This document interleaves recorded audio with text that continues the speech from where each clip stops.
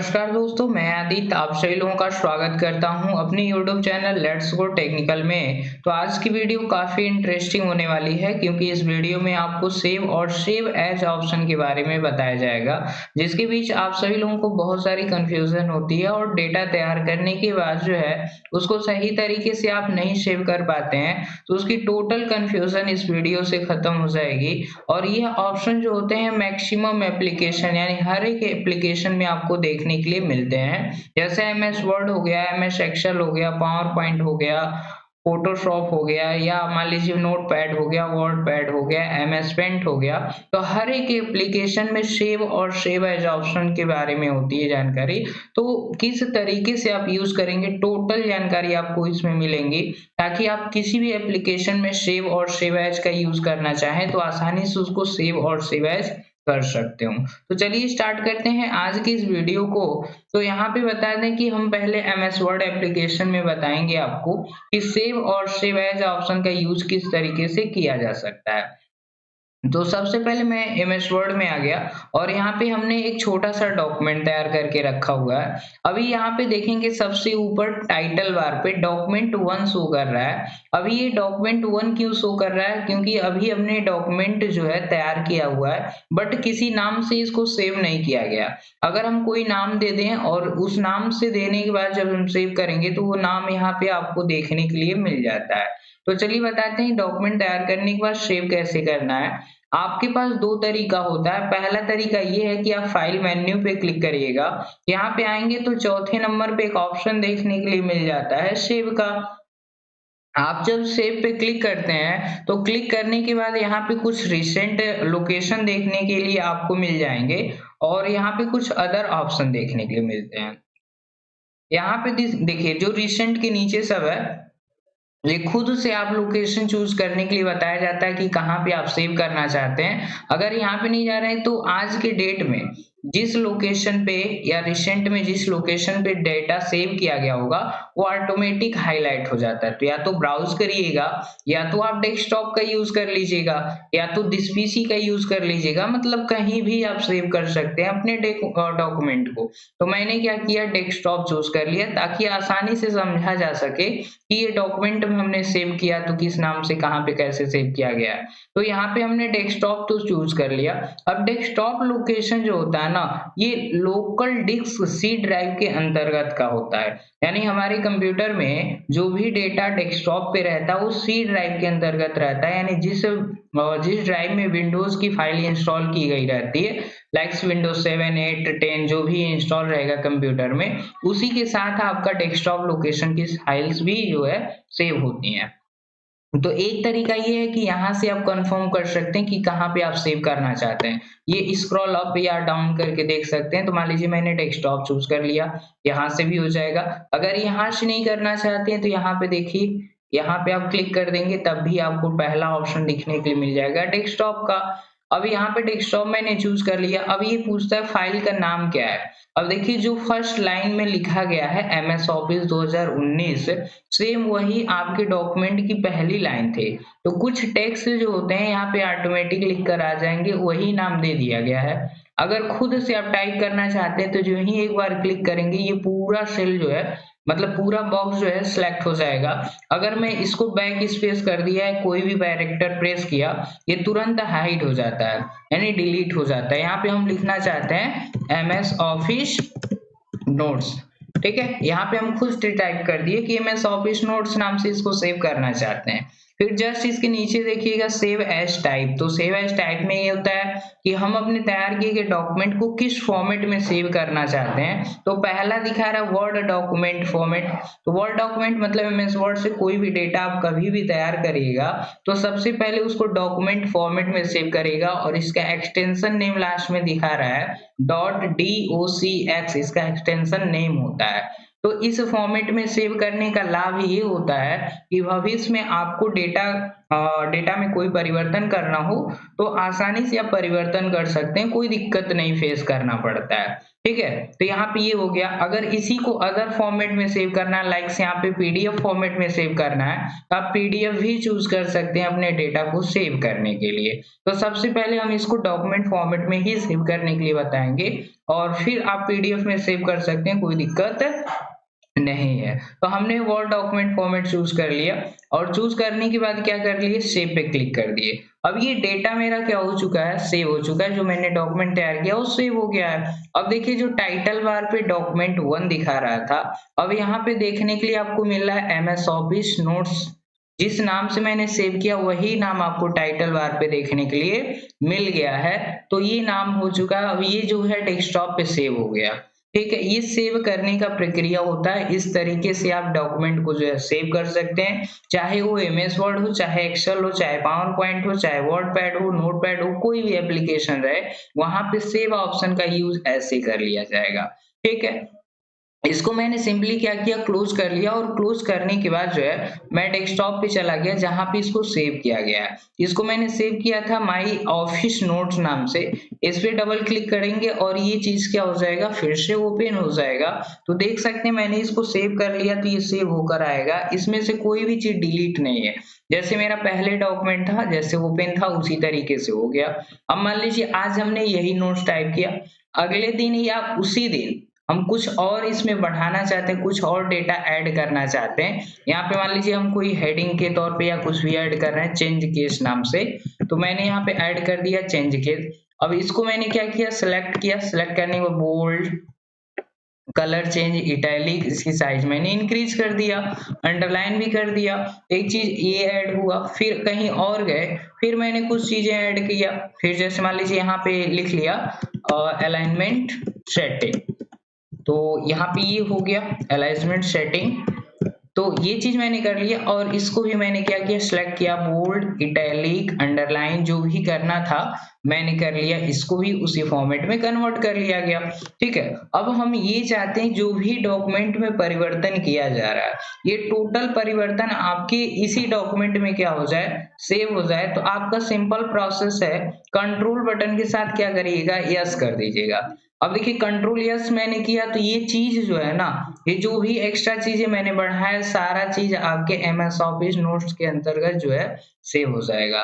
और एक चीज ध्यान रखिएगा, आप एमएस वर्ड में कोई डेटा तैयार कर रहे हैं, तो कुछ चीज लिखने के बाद, यानी 2-4 लाइन लिखे, कुछ भी परिवर्तन किए, उसको परिवर्तन करने के बाद आप क्या करिएगा, सेव कर लीजिएगा। जैसे मान लीजिए यहाँ पे मैंने ऐड कर लिया फिर से होम टैब। ठीक है, होम टैब ऐड करने के बाद हमने क्या किया, कंट्रोल यस कर दिया। थोड़ा सा यहाँ देखे होंगे प्रोसेसिंग हुआ होगा। अब इसको मैंने क्लोज कर दिया, और क्लोज करके चले गए डेस्कटॉप पे।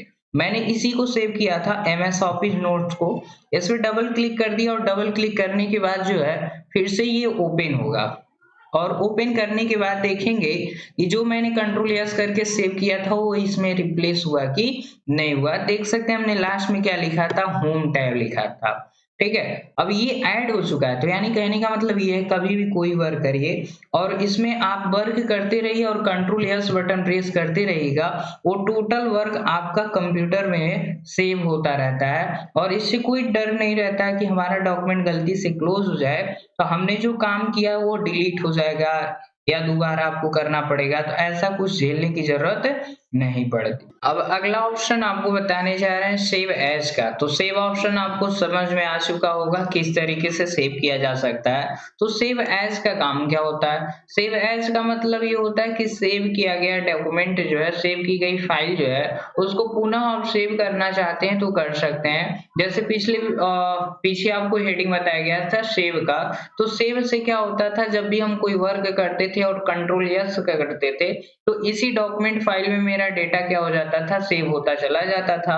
लेकिन जब आप सेव एज करेंगे तब आपको बार बार पूछा जाएगा कि ये डॉक्यूमेंट कहाँ सेव करना है, किस नाम से सेव करना है, किस प्रकार के फाइल के रूप में सेव करना चाहते हैं। तो उस तरीके से आप उसको क्या कर सकते हैं, सेव कर सकते हैं। एग्जाम्पल के तौर पे ये समझिए कि आप कोई एप्लीकेशन राइट किए हुए हैं और वह एप्लीकेशन चीफ मिनिस्टर को देना है, तहसीलदार को देना है, ब्लॉक पे देना है, थाने पे देना है, मतलब 3-4 जगह पर वही एप्लीकेशन का मैटर आपको सबमिट करना है। तो केवल आप उसके और मतलब किसको देना चाहते हैं केवल वही परिवर्तन करना पड़ेगा कि थाने पे देना है, तहसीलदार को देना है, सीएम ऑफिस में देना है, तो बस आपको चेंज कर देना है वही चीज। तो एडिट करने के बाद जो है हम उस कंडीशन में सेव एज क्या कर लेते हैं यूज, ताकि मेरा पहले वाला डॉक्यूमेंट रहे और एक न्यू डॉक्यूमेंट तैयार होकर आ जाए। एग्जाम्पल के तौर पे ये मेरा टोटल चीज लिखा हुआ है और इसमें से कुछ चीजें मैं डिलीट करना चाहता हूँ, इतना चीज मैंने क्या किया डिलीट कर दिया। ठीक है, ये ओरिजिनल डॉक्यूमेंट से मैंने डिलीट किया हुआ है, देख सकते हैं ये एमएस ऑफिस नोट्स नाम से जो सेव किया गया है फाइल, वही मैंने एडिट करना स्टार्ट किया हुआ है। अब इसमें से देखिए हमने ये कहा कि ये चीज सब में क्या है कॉमन है, और फिर एडिट करने के बाद यहाँ पे हम ऐड कर दिए होम टैब। ठीक है, फिर होम टैब करने के बाद ऐड कर दिए यहाँ पे एग्जांपल के तौर पे इंसर्ट टैब, फिर यहाँ पे मैंने टाइप कर दिया डिजाइन टैब। तो यहाँ पे हम ऐसे प्रैक्टिकल के लिए जो है कुछ चीजें हम टाइप कर लिए। देखिए इतना परिवर्तन मैंने हुआ, हम ये चाहते हैं कि जो परिवर्तन हुआ है ना ये इस फाइल में ना सेव हो, एक दूसरी फाइल तैयार हो जाए। तो उस कंडीशन में मुझे क्या करना है, फाइल मेन्यू पे जाना है और यहाँ पे एक ऑप्शन मिलेगा सेव एज का। जब आप सेव एज पे जाएंगे तो वही प्रक्रिया है, आप मान लीजिए डेस्कटॉप पे सेव करना चाहते हैं डेस्कटॉप कर लीजिएगा, बट आपको ध्यान देना है ये जो नाम दिया गया इसमें नाम में थोड़ा सा परिवर्तन करना पड़ेगा। यहाँ पे हमने परिवर्तन कर दिया, नाम रख दिया एमएस ऑफिस नोट्स क्या है न्यू नाम से रख दिया। सेम नाम से यदि हम करते हैं तो सेम नाम से ऑलरेडी है तो ये रिप्लेस करने के लिए बोलेगा, तो मुझे रिप्लेस नहीं करना है, ऐसे नाम चेंज करना और सेव कर देना है। अब देख सकते हैं जो टाइटल बार था वहां पे एमएस ऑफिस नोट्स पहले दिखा रहा था, अब दिखा रहा है एमएस ऑफिस नोट्स 2000 और सॉरी यहाँ पे न्यू नाम से आ जा रहा है। अब इसको मैंने क्लोज किया, क्लोज करने के बाद जब डेस्कटॉप पे जाएंगे तो देखिए एक एमएस ऑफिस नोट्स आ गया और इसके आगे बढ़ेंगे तो एक एमएस ऑफिस नोट्स न्यू नाम से आ चुका है। तो मैं न्यू वाला ओपन करूंगा, तो न्यू वाला मैं जब ओपन कर रहा हूं तो देख सकते हैं यहाँ पे क्या चीज आपको देखने के लिए मिल रहा है, लास्ट में मैंने जो परिवर्तन किया था वही चीज आपको देखने के लिए मिल रहा है। तो देख सकते हैं यहाँ पे दो डॉक्यूमेंट तैयार होकर आ गया, पहला डॉक्यूमेंट मेरा यहाँ पे सेव है, देख सकते हैं इसको जब ओपन करेंगे ये पहले की तरह है जो मेरा पहले डॉक्यूमेंट सेव था। इस तरीके से हम क्या कर सकते हैं सेव एज ऑप्शन का यूज करके बारी बारी से परिवर्तन करके अनेक प्रकार के डॉक्यूमेंट्स को हम तैयार कर सकते हैं और मेरा पहले वाला भी डेटा सेव बचा रहेगा और एक न्यू डॉक्यूमेंट जो है क्रिएट होकर आ जाएगा। एग्जाम्पल के तौर पे और समझिए, जैसे मान लीजिए किसी व्यक्ति के नाम से कोई रिज्यूम बना के रखा गया, एक अच्छा सा जो है फॉर्मेट तैयार करके रखा गया है और आप उसी फॉर्मेट में किसी दूसरे व्यक्ति के रिज्यूम को बनाना चाहते हैं, सीवी को बनाना चाहते हैं, तो केवल उस व्यक्ति के पर्सनल डिटेल को चेंज कर देंगे, बाकी वही फॉर्मेट रहने देंगे ताकि आपको ज्यादा मेहनत ज्यादा दिमाग लगाने की जरूरत ना पड़े और कम से कम समय में वो चीज तैयार होकर आ जाए। तो मेरा क्या है बस एडिट कर दिया गया पर्सनल डिटेल को और सेव एज कर लिए। मान लीजिए इसी तरीके से कोई आइडेंटिटी कार्ड बना के रखा गया है तो केवल मुझे क्या करना उसके पर्सनल डिटेल को चेंज करना, बाकी फॉर्मेट डिजाइन हर एक चीज वैसे ही रहेगी।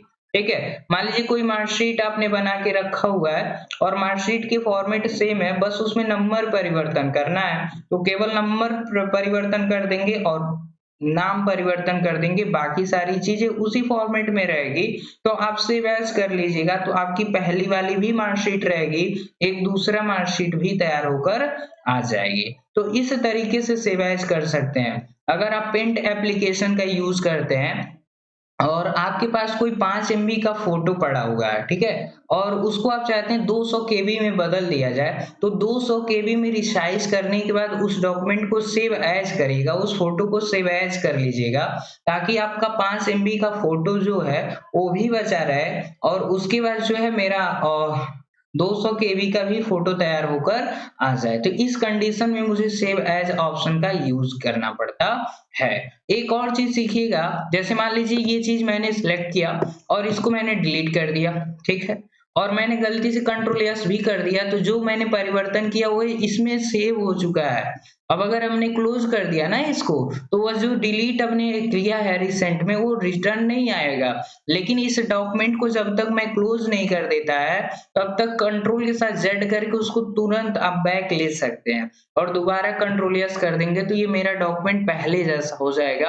अगर मैंने इसको बंद किया फिर दोबारा ओपन करते हैं, तो आप देख सकते हैं जो भी परिवर्तन हुआ था वो ऐसे ही देखने के लिए मिल जाएगा। ये वाला डॉक्यूमेंट नहीं था मेरा, दूसरा है, उसको ओपन करके हम आपको दिखा रहे हैं कैसे वो उसको था किस तरीके से करना है। ये मेरा था, इसको मैंने ओपन किया और ओपन करने के बाद देखेंगे तो सारी चीजें वैसे ही मिलेंगी जैसे पहले था। देख सकते हैं जो मैंने डिलीट किया था वो चीज आ चुका है, यानी कंट्रोल जेड से गलती से डिलीट हुए डेटा को, मतलब रिसेंट में जो भी चीजें डिलीट हुआ है फिर से वो वापस आ जाएगी और दोबारा कंट्रोल यस कर देंगे तो सेव हो जाएगा। तो सेव का शॉर्टकट की होता है कंट्रोल यस और सेव एज का शॉर्टकट की होता है F12।